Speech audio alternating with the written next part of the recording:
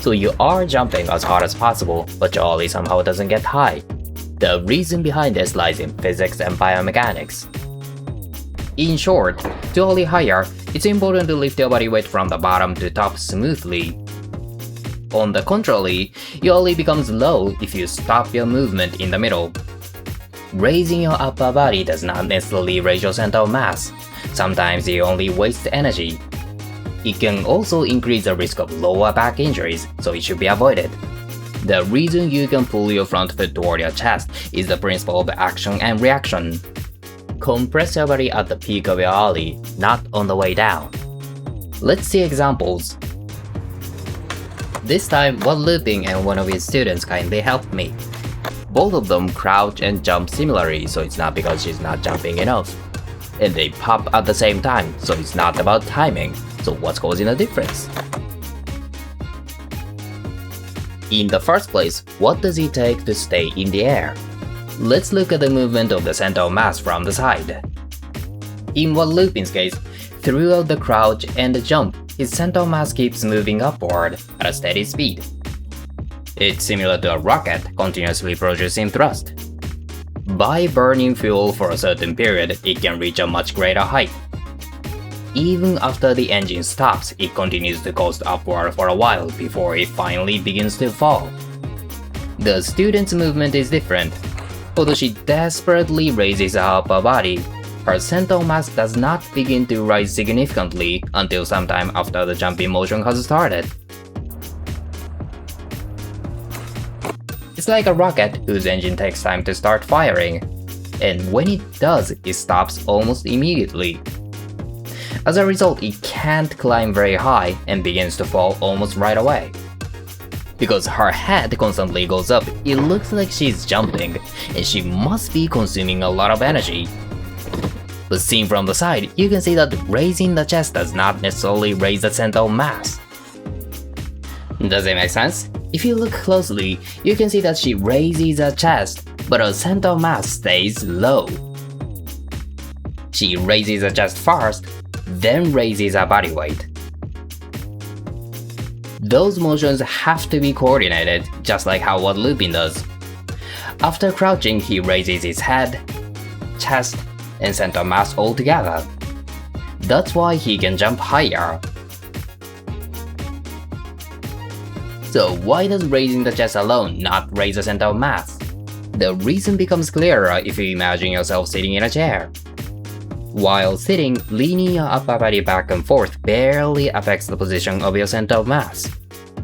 No matter how fast you do this nature basically doesn't change. In order to raise your center of mass, you need to push the ground, which in return pushes you back.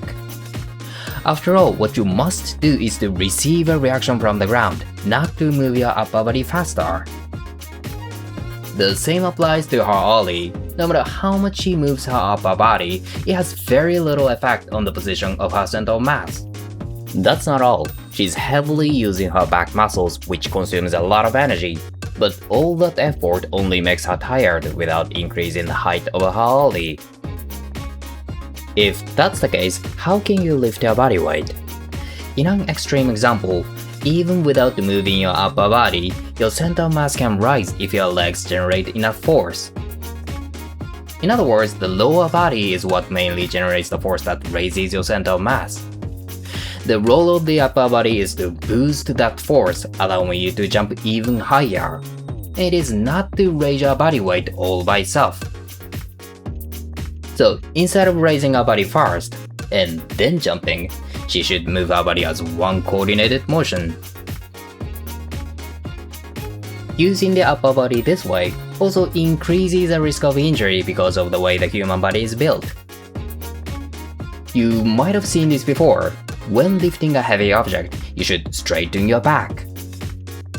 If you lift it with your back bent, a large load concentrates on the spine, which can lead to injury.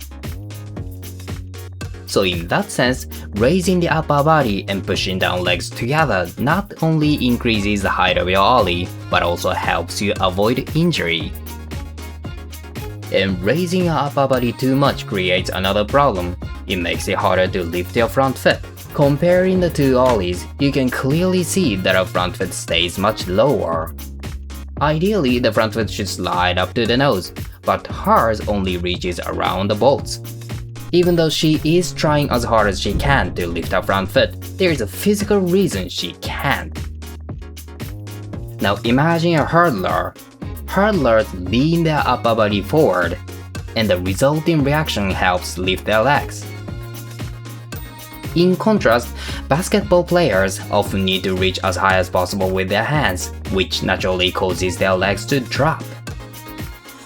This illustrates an important principle. For one part of the body to move in one direction in the air, another part must move in the opposite direction. The same principle applies to an ollie. In one Lupin's case, he first raises his center of mass. While it is still moving upward, he drives his upper body downward, and the reaction allows him to pull his knees toward his chest. But in the student's case, at the peak of her ollie, her chest remains high. After having started to go down, that's the time she finally starts lowering her chest and raising her knees.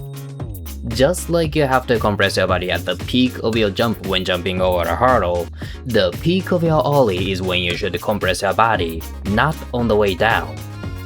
Plus, keeping the chest high is exactly the same as trying to reach your hands higher in basketball, which according to physics lowers your legs.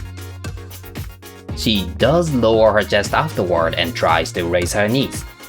However, as explained with the racket example, a center of mass begins falling almost immediately. When we feel that we are falling, we spontaneously extend our legs downward toward the ground in order to support our body weight. This is why you generally can't raise your knees while falling.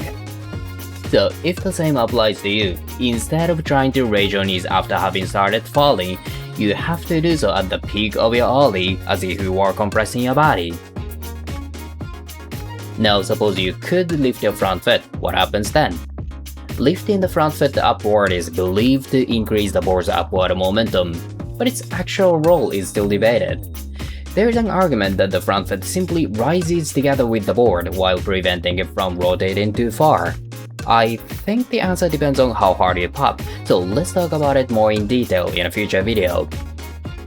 In any case, the higher you lift your front foot, the higher your ollie becomes. And to do that, try to compress your body at the peak of your ollie. Using your body in one coordinated motion is the key. And that's all for this episode. Thank you so much for watching.